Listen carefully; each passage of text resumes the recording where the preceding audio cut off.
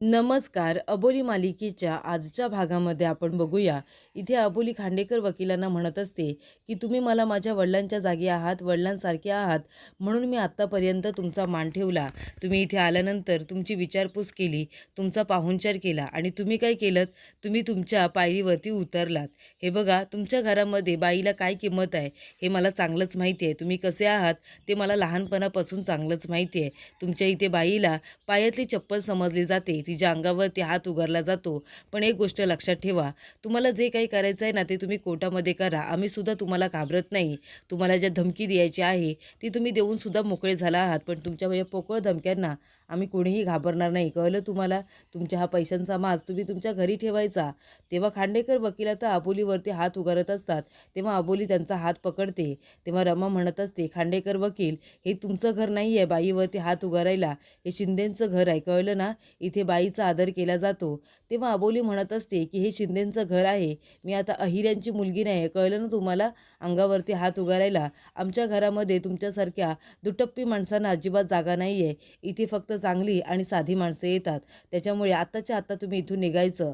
तेव्हा अबोली खांडेकर वकिलांना हाताला धरून आता घरातून बाहेर काढते आणि म्हणते, आता इथून गेलात तरी चालेल, आता आपण कोर्टामध्येच भेटू.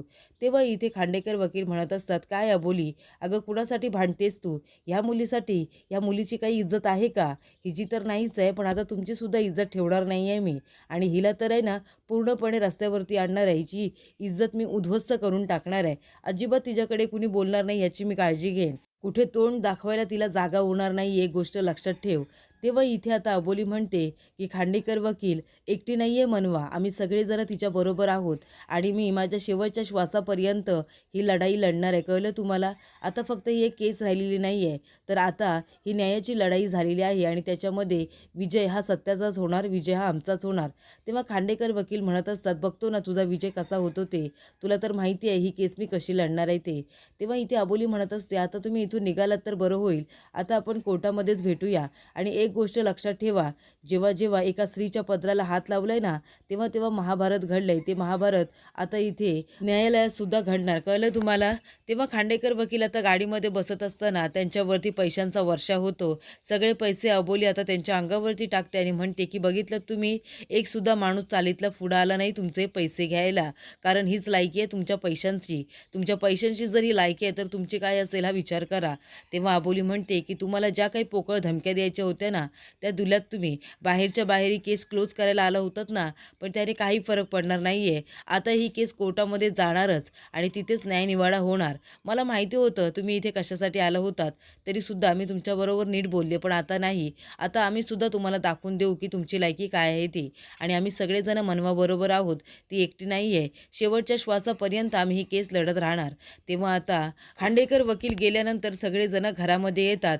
तेव्हा रमा म्हणत असते, की यांची हिंमत कशी झाली आपल्याला पैसे द्यायची आणि धमकी द्यायची, आणि ते सुद्धा अबोलीच्या अंगावरती हात सुद्धा उगारत होता. लायकी आहे का त्याची तेवढी? तेव्हा अबोली म्हणत असते, की बघितलंस ना मनवा, ह्या लोकांनी आता अशी सुरुवात केली आहे, पण आपल्याला घाबरून जायचं नाही आहे. आपल्याला खंबीरपणे उभं राहायचं आहे. अजून खूप आपल्याला लढाई लढायची आहे. तेव्हा इथे काका म्हणतात, आणि मनवा बाळा, बघितलंस ना तू, आता या लोकांनी आपल्याला पैसे देऊ केलेत, उद्या ते तुला धमकी देतील, ही केस मागे घ्यायला सांगतील, पण अजिबात घाबरायचं नाही, खंबीरपणे उभं राहायचं. आम्ही सगळेजण तुझ्याबरोबर आहोत, ही एक गोष्ट लक्षात ठेव. तेव्हा आता इथे राघूच्या सासूचा फोन येतो. राघू म्हणते, हो आई, आम्ही निघून तयार आहोत, तुम्ही येताय ना? तेव्हा तिची सासूसुद्धा यायला नकार देते. तेव्हा राघू म्हणते, की हे काय चाललंय माझ्या आयुष्यात? हे कोणीतरी आले होते ना आता, त्यांच्या सांगण्यावरून आई मला न्यायला तयार झाल्या होत्या, पण आता त्यांनी फोन करून सांगितलं, तेव्हा आई म्हणतायत की त्या मला न्यायला येणार नाही आहेत म्हणून. हे काय चाललंय सगळं? म्हणजे माझ्या आयुष्यात काही चांगलं घडणारच नाही आहे का? तेव्हा रमा म्हणत असते, हे बघ तू शांत हो राघू, आता आपल्याला मनवाला न्याय मिळवून द्यायचा आहे ना, मनवासाठी आपल्याला हे सगळं करायचं आहे. तुझी सासू नक्की येईल, तू काळजी करू नको. तेव्हा राघू म्हणत असते, आई तू गप्प बस गं, काय सारखं मनवा मनवा मनवा, ती एकटीच आहे का या घरामध्ये? तेव्हा इथे आता राघूला सुद्धा राग आलेला असतो. ते आता रागून आपल्या रूममध्ये जाते. तर इकडे नीता येते आणि तिथे जेवढे पैसे असतात तेवढे उचलून आता घरामध्ये जात असते. ते म्हणते, काय हे लोक, यांना पैशांची किंमत नाही आहे. पैसा हा पैसा काही कचरा नाही आहे रस्त्यावरती ठेवायला. तेव्हा नीताने सगळे पैसे आता उचलून नेलेले असतात. तर इकडे खांडेकर वकील आलेला असतो प्रतापला भेटायला.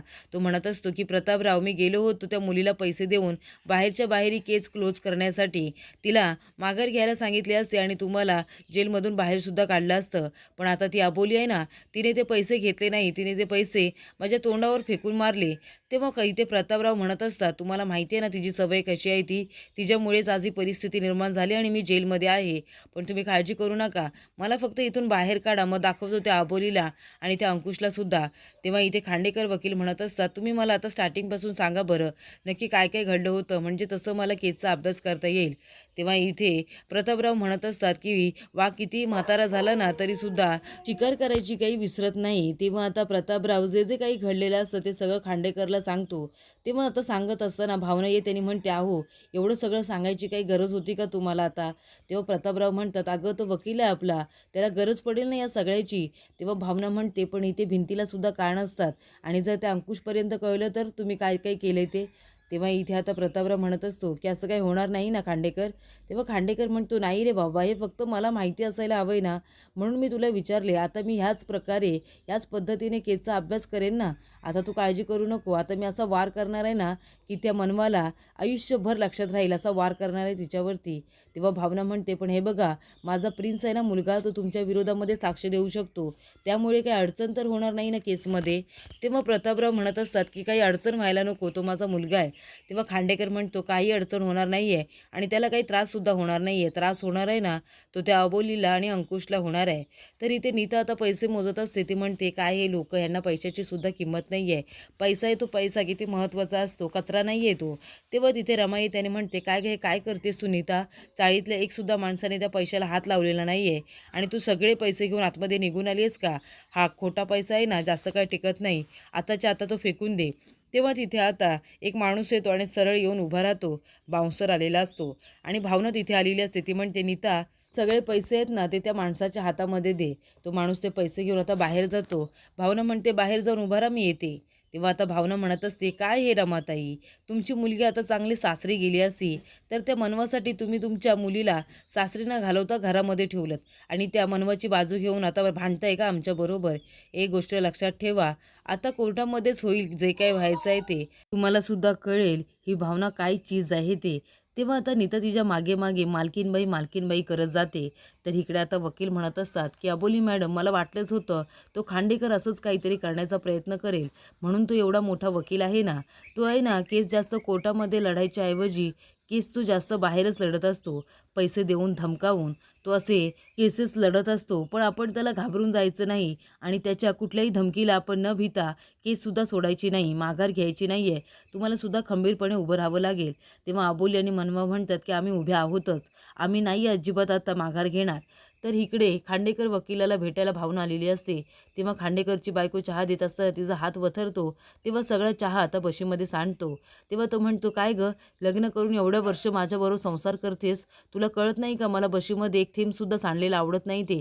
जा आताच्या आता आतमध्ये निघून जा. तेव्हा इथे भावना म्हणते, आता काय करायचं खांडेकर?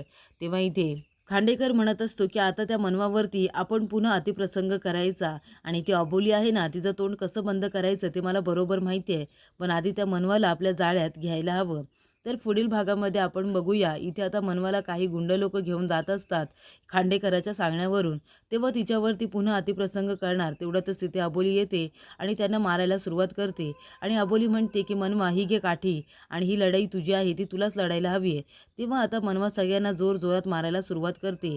तेव्हा इथे आता खांडेकरच्या ऑफिसमध्ये अबोली सगळ्या गुंड्यांना नेते आणि म्हणते, बघितलं ना, आता यांना काठीने मारलं होतं, आता मी त्यांना न्यायाने सुद्धा अडकवणार, ही एक गोष्ट लक्षात ठेव.